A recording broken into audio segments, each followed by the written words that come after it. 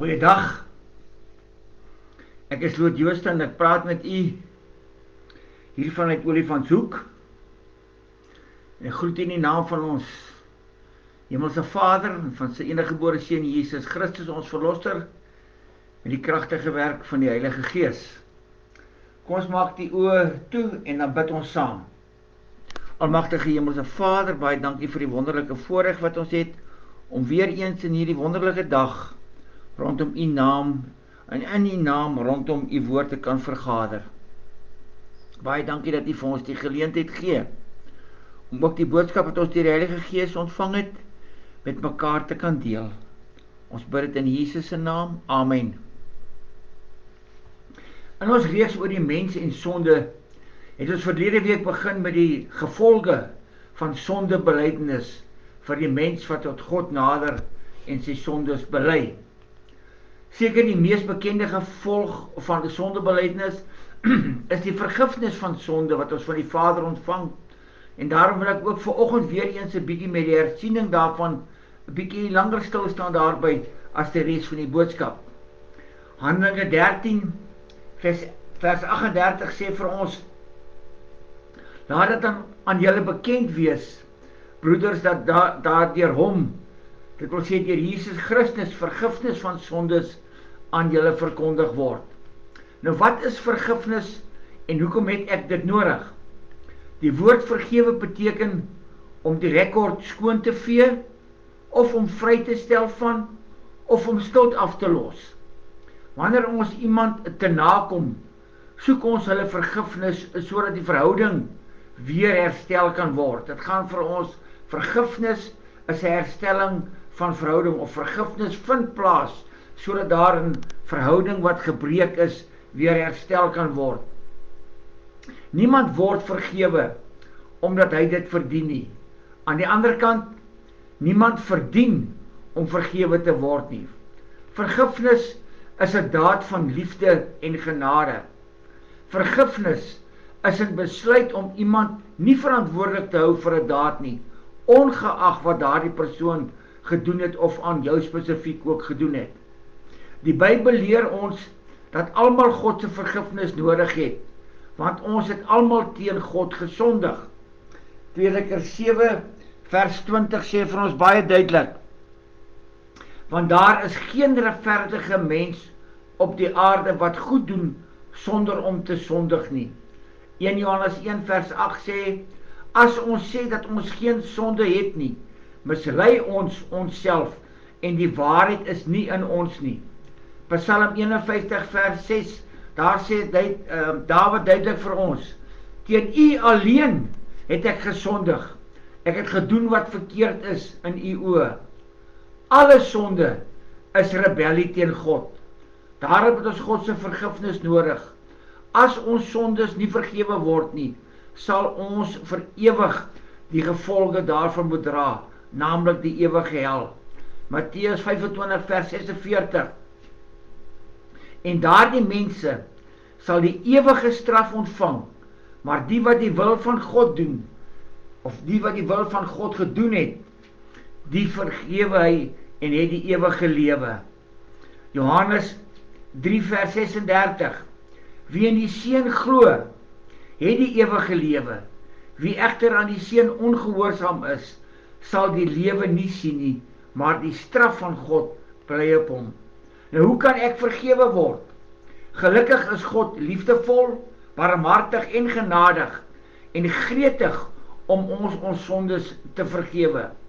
2 Petrus 3 vers 9 leer vir ons: die Here vertraag nie die belofte, so sommige dit vertraging ag nie, maar hy is lankmoedig oor ons en wil nie hê dat sommige moet vergaan nie, maar dat almal tot bekering moet kom.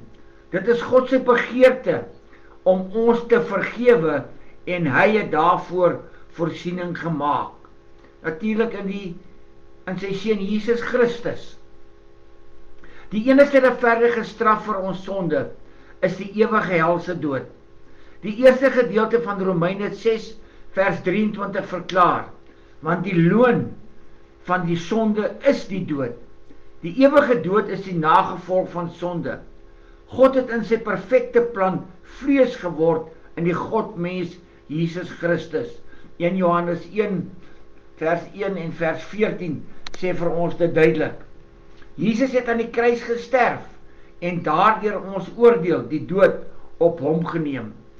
2 Korintiërs 5 vers 21 leer vir ons, want hy het hom wat geen sonde geken het nie, sonde vir ons gemaak, sodat ons kan word geregtigheid van God in hom.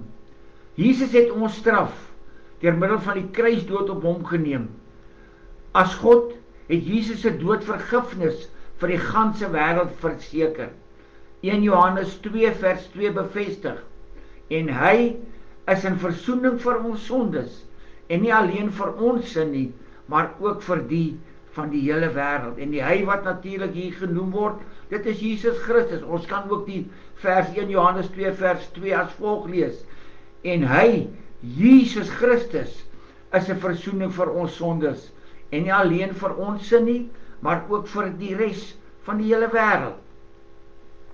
Jesus het uit die dood opgestaan en daardeur sy oorwinning oor die sonde en dood bevestig. U kan gerus gaan lees die gedeelte 1 Korintiërs 15 vers 1 tot 28 wat vir ons die hele proses van die opstanding tot die nuwe lewe verduidelik. Deur die kruisdood word die tweede helfte van Romeine 6 vers 23 waar. Daar staan vir ons geskrywe: maar die genadegawe van God is die ewige lewe in Christus Jesus ons Here.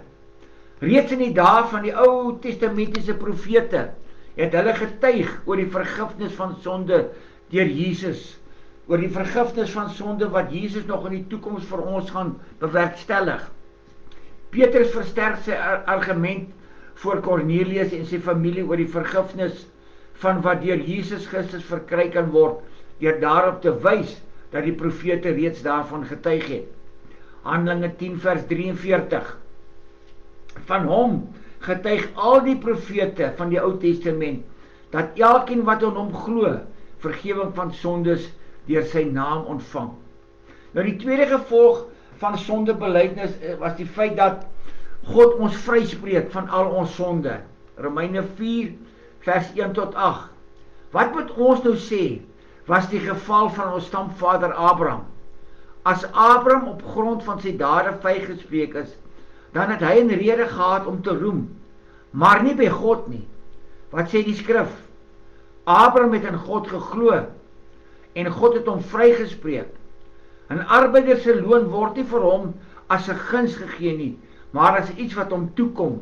Maar die mens wat nie op die wetsonderhouding staat maak nie, maar wat glo in hom, wat die goddelose vryspreek, hy kry die vryspraak deur sy geloof. So sê Dawid dat die mens geseënd is wat deur God vrygespreek word buite wetsonderhouding om. Dawid sê as volg: geseënd is die mens wie se oortredinge nie gestraf word nie en wie se sonde vergewe word. Geseënd is die mens vir wie die Here die sonde nie toereken nie. Baie mense is bang dat hulle die vryspraak gaan mis omdat hulle geloof te swak is. Sulke mense maak van die geloof 'n goeie werk. Hulle tree op asof hulle met hulle sterk geloof God se vryspraak moet verdien. Jou geloof is nie die rede hoekom jou God jou vryspreek nie, maar dit is die wyse waarop jy die geskenk van die vryspraak wat God jou aanbied na Jesus Christus alreeds vir jou sondes betaal het. Dit is die wyse waarop jy hierdie vryspraak aanvaar en jou eie maak wat jou vryspreek. Baie wonderlike vers vind ons in Filippense 3 vers 8b tot 9. Nie om te bevestig dat ons vrygespreek is nie. Terwille van hom het ek alles prysgevee en beskou ek dit as verwerplik, sodat ek Christus as enigste bate kan verkry en een met hom kan wees. Vrygespreek, nie omdat ek die wet onderhou nie, maar omdat ek in Christus glo. Dit is die vryspraak wat God gee omdat 'n mens in hom glo. Dit is so belangrik dat ons hierdie verse sal begryp. Ek sê weer, wat 'n wonderlike verse is Filippense 3 vers 8b tot 9 nie om te bevestig dat ons vrygespreek is nie. Hierdie verse gee vir ons daardie bevestiging dat ons vrygespreek is. Paulus sê, terwille van hom wat ek alles voor prys gegee en beskou ek dit as verwerplik, sodat ek Christus as enigste bate kan verkry en een met hom kan wees. Vrygespreek, nie omdat ek die wet onderhou nie, maar omdat ek in Christus glo. Dit is die vryspraak wat God gee, omdat 'n mens in hom glo.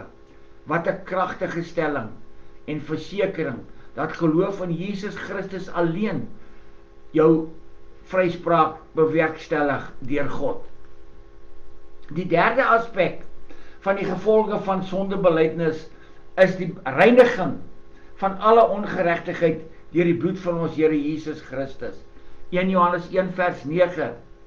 Maar as ons sondes bely, hy is getrou en regverdig. Hy vergewe ons sondes en reinig ons van alle ongeregtigheid. God se vryspraak reinig ons van sonde. Ons kan dit glo, want God het 'n duur prys betaal vir ons reiniging van sondes. God verag die sonde, maar reinig ons deur die gestorte bloed van Jesus Christus aan die kruis op Golgotha. Ons gaan vandag kyk na meer gevolge van die sondebelydenis vir die mens wat weergebore word onder leiding van die Heilige Gees. Die vierde gevolg van sondebelydenis en die eerste van die nuus waarna ons vandag gaan kyk, is die mens wat weergebore word bevry van sonde wanneer hy dit opreg en berouvol teenoor God bely en daarom nie meer 'n slaaf van die sonde is nie. Ek haal vir u aan uit Romeine hoofstuk 6. Hoe kan ons wat dood is vir die sonde, dit wil sê die wedergebore kind van God, nog daarin voortleef? Aangesien ons met Jesus Christus een geword het in sy dood, sal ons sekerlik ook een met Jesus Christus wees in sy opstanding uit die dode. Ons weet tog dat die sondige mens wat ons was, saam met Christus gekruisig is, sodat ons sondig bestaan beëindig kon word.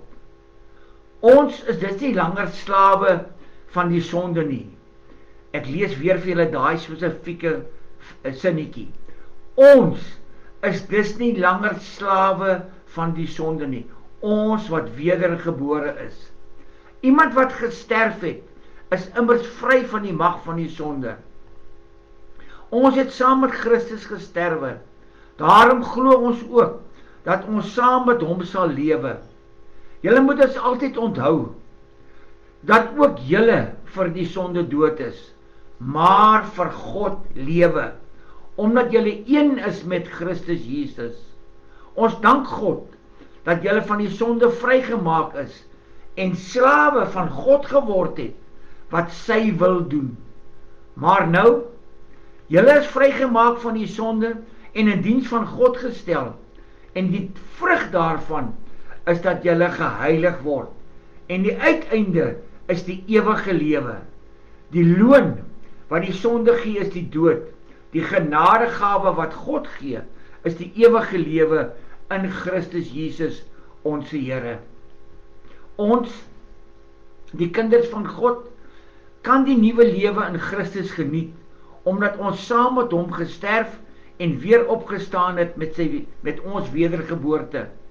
Ons ou natuurlike geaardheid, ons verslawing aan en liefde vir die verkeerde, dit wil sê dit wat teen die wil van God is, het saam met Jesus Christus gesterf. Met ons wedergeboorte het ons as kinders van God nou deel gekry aan Jesus Christus se opstandingslewe en dus aan 'n ononderbroke en intieme persoonlike verhouding met God. Ons is nie meer slawe van sonde nie, want ons is met ons wedergeboorte bevry daarvan. Dit beteken nie dat ons glad nie meer sonde doen nie, want dan sou ons volmaak wees, 'n toestand wat eers in hiernamaals bereik word. Dit beteken egter dat die sonde nie meer ons baas is nie, dat ons nie willoos daaraan uitgelewer is en dat ons nou volledig in diens soos 'n slaaf daarvan is nie. Ons is nie meer 'n slaaf van ons sonde nie. Ons het met Christus as nuwe mens opgestaan uit die sonde dood. En nou moet ons al meer die lewe van die sonde bevryde nuwe mens leef. En sodoende al meer aan Christus gelykvormig word. Dit is tog so belangrik dat ons al meer in die proses van ons heiligmaking aan Christus Jesus gelykvormig word.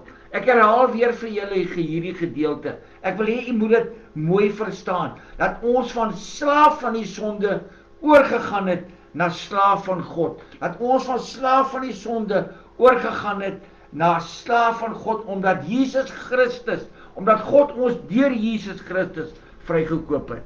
Ek herhaal vir u. Ons is nie meer slawe van sonde nie, want ons is met ons wedergeboorte bevry daarvan. Dit beteken nie dat ons glad nie meer sonde doen nie, want dan sou ons volmaak wees. 'n Toestand wat ons eers in die hiernamaals bereik. Dit beteken egter dat die sonde nie meer ons baas is nie, dat ons nie willoos daaraan uitgelewer is en volledig in diens soos 'n slaaf daarvan is nie. Ons het met Christus as nuwe mens opgestaan uit die sonde dood. En nou moet ons al meer die lewe van die sonde bevryde nuwe mens leef en sodoende al meer aan Christus gelykvormig word.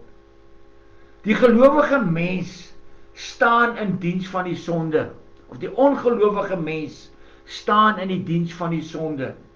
Die sonde is sy baas en hy erken dat hy deur sy optrede en keuses wat teen die wil van God is, die sonde se slaaf is. Vir die kind van God het die alleenseggenskap, die baaskap egter nou na God toe geskuif, en daarom staan ons as kinders van God onder die verpligting om met alles wat ons is en het, met elke deel van ons liggaam in diens van God te staan, bereid en gereed om te doen wat God wil hê. Soos goeie vrygekoopte slawe vanaf ons vorige eienaar die sonde, is ons nou gehoorsaam aan ons nuwe eienaar, God, wat ons bevry het van sonde deur die kruisdood en opstanding van ons Here Jesus Christus. God se kinders smag daarna om te doen wat hy van hulle verwag. Hy het ons immers as sy eiendom gekoop met die bloed van sy eniggebore seun Jesus Christus. In die 5de plek leef die wedergebore kind van God nie meer in lewe van sonde nie, want die kind van God is dood vir die sonde. Die 5de aspek wat ons in gedagte moet neem na ons sondebelydenis, is dat die wedergebore kind van God nie meer 'n lewe van sonde het nie, want die kind van God is dood vir die sonde. 1 Johannes 3 vers 6 en vers 9 haal ek vir u aan. Iemand wat in Jesus Christus bly, hou nie aan met sondig nie. Iemand wat aanhou sondig, het Jesus Christus nie gesien nie en ken hom nie. Iemand wat 'n kind van God is, doen nie meer die sonde nie, omdat die Gees van God in hom bly, en hy kan nie meer sondig nie, omdat hy uit God gebore is. Hieraan is dit duidelik wie kinders van God en wie kinders van die duiwel is. Iemand wat nie regverdig lewe nie en nie sy broer lief het nie, behoort nie aan God nie. Ek lees weer vir u. 1 Johannes 3 vers 6 en vers 9. Ek wil hê u moet dit verstaan, u moet dit hoor, u moet dit begryp, u moet dit deel van u eie lewe maak. U moet gaan dink daaroor, indien u nog vasgevang is in die sonde, al ten spyte van die feit dat u sê u is wedergebore. U moet gaan dink oor u wedergeboorte, wanneer u nog steeds sondig. Iemand wat in Christus bly, dit wil sê iemand wat wedergebore is, hou nie aan met sondig nie. Iemand wat aanhou sondig, het Jesus Christus nie gesien nie en ken hom nie, is in geen verhouding met hom nie. Iemand wat 'n kind van God is, iemand wat waarlik wedergebore is, doen nie meer sonde nie, omdat die Gees van God in hom bly, en hy kan nie meer sondig nie, omdat hy uit God gebore is, van bo gebore is, wedergebore is. Hieraan is dit duidelik wie kinders van God en wie kinders van die duiwel is. Iemand wat nie regverdig lewe nie, en nie sy broer lief het nie, behoort nie aan God nie, is nie wedergebore nie. 1 Johannes 5 vers 18. Ons weet, dat iemand wat uit God gebore is, dit wil sê wat wedergebore is, en daardeur kind van God is, nie meer sondig nie, maar die seun van God bewaar hom, en die duiwel kry geen houvas op hom nie. Dit is so menslik om te worstel met menslike gewoontes wat moeilik is om af te skud en te oorwin. Daardie swakhede dien as vasdraplek vir die duiwel, en daarom moet ons dringend daaraan aandag gee. Dit is vir my so goed, daardie gedeelte in Timoteus waar Paulus vir Timoteus sê, vlug weg van die sonde. As jy nie wegvlug van die sonde nie, gaan jy vir die sonde weer 'n vastere plek in jou lewe gee. Nou hierdie geleesde verse, hierdie 1 Johannes 3 vers 6 en vers 9 en ook uit 1 Johannes 5 vers 18 het nie betrekking op mense wat net met 'n bepaalde sonde worstel nie, al wil dit voorkom asof hulle tydelik in die sonde bly voortleef. Johannes praat nie van mense wat nog nie volkome oorwinning behaal het nie. Hy praat van mense vir wie die sonde 'n lewenstyl is. Mense wat hulle sonde probeer regverdig. Die mens wat nie wedergebore is nie, soos ongelowiges en nie nominale Christene. Ja, u hoor, ek sê weer eens, nie nominale Christene. Dis mense wat glo hy's 'n Christen omdat sy pa en sy ma 'n Christen was en sy oupa en sy ouma voor hulle Christene was, maar wat nie lewe soos wedergebore Christene nie. Hulle wat net Jesus Christus gebruik as 'n verskoning om iets te kry van hom, nominale Christene. Sodra hulle iets gekry het wat hulle in die nood voor was, Jesus vir hulle die oplossing gegee het, die uitkoms gegee het, dan val hulle weer terug in hulle sonde in. Nee, dit is van wie Jesus Christus sê, gaan weg, ek het jou nie geken nie. Jesus Christus het juist daarvoor gekom om die werk van die duiwel tot nie te maak en die mens uit sy kloue te bevry. Nominale Christene is Christene wat nog nie uit die kloue van die duiwel bevry is nie. Jy moet nog by jou punt kom waar jy onder leiding van die Heilige Gees wedergebore word. Ons moet veral 3 dinge probeer doen as ons oorwinning oor die sonde wil behaal. En luister mooi hierna. Ons moet elke dag om die krag van die Heilige Gees bid en deur bestudering van die woord dieper geestelike insigte in te win. Ons kan nie maar net aangaan nie. Ons moet die sondige begeertes tot elke prys vermy en daarvan af wegvlug. Ons moet besef dat ons deel is van die hele liggaam, die gemeente van Christus, en ook die liggaam se hulp nodig het om te groei in ons verhouding met ons Here Jesus Christus. Ons is nie net teenoor ons medegelowiges verantwoordelik nie, maar het ook hulle gebede en hulle ondersteuning en teregwysing nodig om staande te bly teen die versoekinge van Satan en ook om te groei in ons verhouding met ons Here Jesus en met God ons Vader. Ons is wedergebore as die Heilige Gees vir ons die nuwe lewe in Jesus Christus gegee het. En in Romeine 8 sê dit woord vir ons baie duidelik, die Heilige Gees sal met ons gees getuig dat ons kind van God is. Geen mens, geen pastoor, geen dominee, geen priester, geen apostel kan vir jou sê dat jy kind van God is nie. Slegs die Heilige Gees van God sal getuig saam met jou gees dat jy kind van God is, want die woord van God sê so. Om wedergebore te word behels meer as om net van vooraf te begin. Dit is 'n totale nuwe geboorte wat van God afkom, wat tydens ons 'n nuwe status as kinders van God ontvang. Dit alles danksy Christus se offerdood op Golgotha vir ons. God vergewe en aanvaar ons volkome as sy kinders. Die Heilige Gees gee vir ons 'n nuwe hart en verstand. Hy lewe in ons en help ons om meer en meer soos Christus te word. Dit beteken ook dat 'n mens se perspektief heeltemal verander. Jy ontvang 'n nuwe verstand wat daagliks deur die Heilige Gees vernuwe word. Romeine 12 vers 2.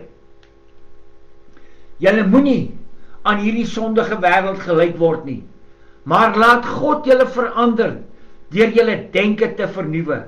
Dan sal julle ook kan onderskei wat die wil van God is, wat vir hom goed en aanneemlik en volmaak is. Efesiërs 4 vers 22 tot 24. Hou dan op om te lewe soos julle vroeër gelewe het.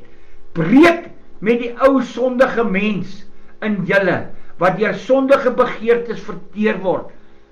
Julle gees en gedagtes moet nuut word. Lewe as nuwe mense, wat as beeld van God geskep is. Lewe volkome volgens die wil van God, en wees heilig. Dis 'n opdrag van God, dat jy moet breek met die ou sondige mens, sodat jy kan heilig wees. 2 Korintiërs 5 vers 17. Iemand wat aan Christus behoort, is 'n nuwe mens. Die oue is verby, die ou sondige bestaan is verby. Die nuwe lewe, die nuwe ewige lewe in Jesus Christus het gekom. As ons nou met aandag na die aangehaalde verse geluister het, kan ons nie anders nie, en moet ons ook van ons kant af, as antwoord op wat God gedoen het, begin om anders te dink en op te tree in hierdie wêreld tot eer van God. Dit is wanneer ons die goeie dade doen. Dit is wanneer ons die goeie werke doen, om te sê, dankie Vader, vir wat U vir ons deur Jesus Christus gedoen het. Nie, ek doen nie die goeie werke om gered te word nie. Nee, 1000 maal nee. Ek doen goeie werke om te sê, dankie Here, vir wat U vir my gedoen het. 'n Kind van God se lewe is 'n proses waarin jy dit al meer reg kry om te leef soos wat God wil hê jy moet leef. Christus het jou nuut gemaak, maar dit beteken nie dat jou ou mens, jou ou natuurlike geaardheid onmiddellik ondergeskik is aan die wil van die Gees nie. Dit word 'n lewenslange proses waarin die Heilige Gees jou eie wil ombuig, sodat jy al meer wil doen wat God wil hê. Dit hou in dat jy moet weet wat God wil hê, en daarom moet jy tyd maak om die Bybel te lees en te bestudeer en met medegelowiges te meng en gereeld 'n gemeente te besoek waar die woord suiwer verkondig word. So sal jou gees en jou gedagtes vernuwe word en sal die beeld van God in jou al sigbaarder word. Nou hierdie stelling moet beslis nie verwar word met die feit dat jy onder leiding van die Heilige Gees met jou wedergeboorte onmiddellik moet breek met jou sondige lewenstyl nie. Heiligmaking wat hier beskryf is nie 'n voortdurende proses wat verskeie aksies insluit, soos byvoorbeeld gereelde belydenis van sonde en gereelde bekering. Onthou hierdie feit wat ek nou vir u gaan gee. Onthou, bekering is nie wedergeboorte nie. Waaragtige wedergeboorte vind eenmalig plaas, net soos jou aardse geboorte. Maar bekering vind supergereeld plaas, want jy doen elke dag nog daardie onwetende sondes, wanneer jy jou kom kry na trap teen die stryk van die Satan. Daarom moet jy weer bekeer, jy moet daardie sonde bely, en jy moet weer wegdraai daarvan. Wedergeboorte is die onmiddellike breek met jou sondige lewenstyl, en gee jou lewe oor aan God onmiddellik, en die breek met jou sondige gewoontes. Dis 'n onmiddellike wilsbesluit. Jy kan nie verder volhard in jou sonde nie, want dan is dit nie wedergeboorte nie. Wedergeboorte laat jou nie toe om verder te volhard in jou sondige lewenstyl of in jou gewoontevormende sondes nie. Jy moet breek daarmee. Galasiërs 5 vers 17 en ook vers 21b sê vir ons, onthou, sondige begeertes is 'n vyand van die Heilige Gees, maar die omgekeerde is ook waar. Die Heilige Gees is 'n vyand van elke sondige begeerte.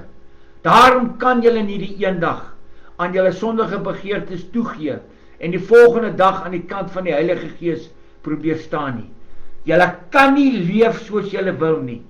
Onthou, mense wat so lewe, sal nooit 'n plek kry in God se nuwe wêreld, die hemel nie. Galasiërs 6, vers 7 tot 8.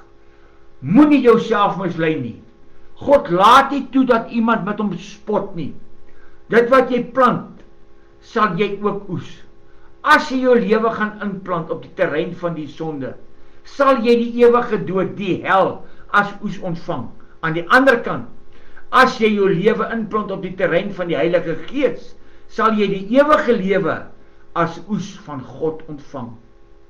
Kom ons vat saam, wat ons die afgelope 2 weke nou gehoor het, die gevolge van die mens se sondebelydenis is. In die eerste plek, ons ontvang vergifnis van ons sonde deur opregte berou en belydenis daarvan teenoor God. In die tweede plek, God spreek ons vry op grond van die lyding, kruisiging en opstanding van Jesus Christus as oorwinnaar oor die dood, sonde en Satan, en ons geloof in Jesus Christus alleen vir ons redding. Dit is baie belangrik.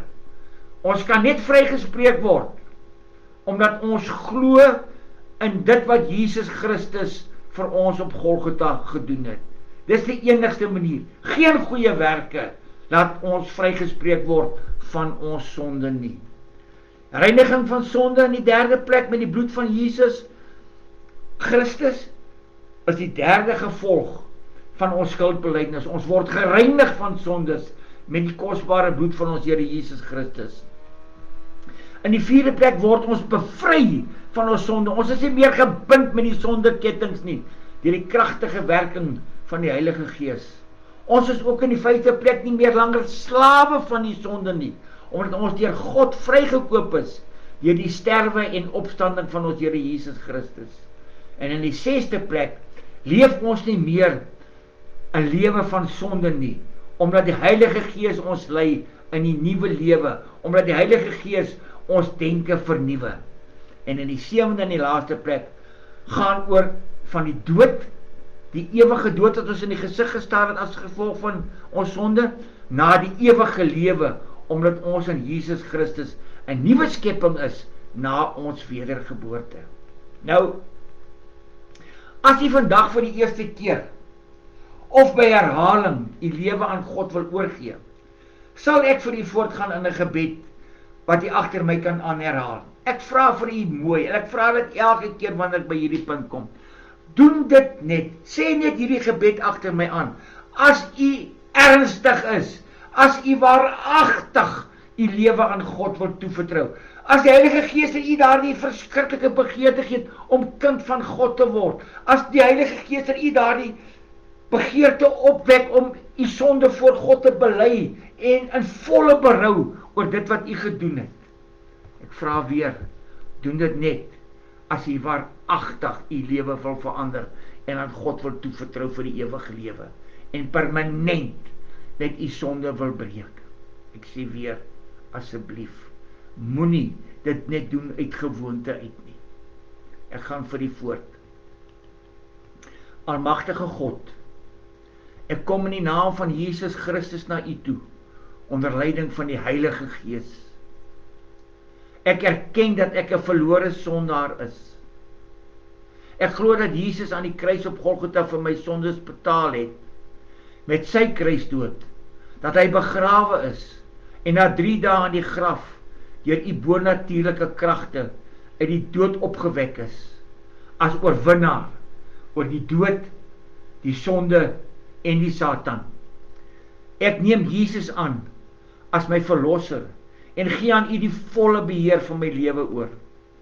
Ek het berou oor my sonde, ek bely dit vandag voor u, en vra dat u elkeen van my sonde sal vergewe, dat u my sal reinig met die bloed van Jesus Christus.